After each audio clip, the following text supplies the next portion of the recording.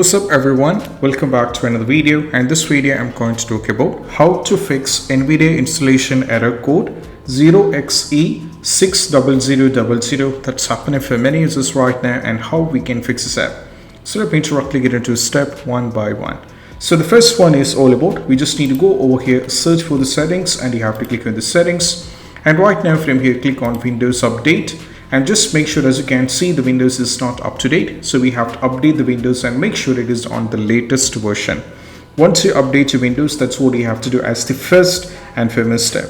Next one is all about, we just need to go over here, search for the control panel, and you have to click on the control panel, navigate to programs and features over here. And from here, you have to scroll down and navigate to the Nvidia. So you'll be able to find the Nvidia. So we have the first one, that is Nvidia App. Then we have to go for the Nvidia framework, then go for the Nvidia graphics drivers, and go for the Nvidia physics. Now from here you have to right click and go for uninstall one by one. All these four should be uninstalled completely, and afterwards you have to close this.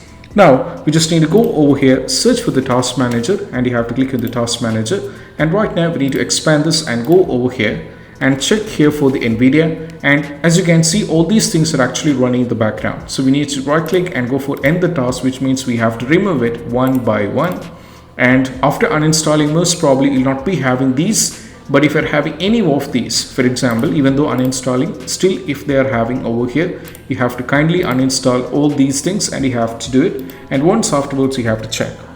Still if you're having the trouble, just go over here, click on the Google Chrome, and now we need to search here for Nvidia app download. Just search for it and click on the first one.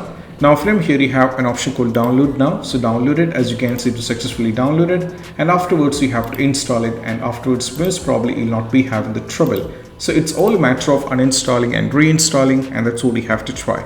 So these are the steps, and I hope this video is helpful. That's it. Bye bye.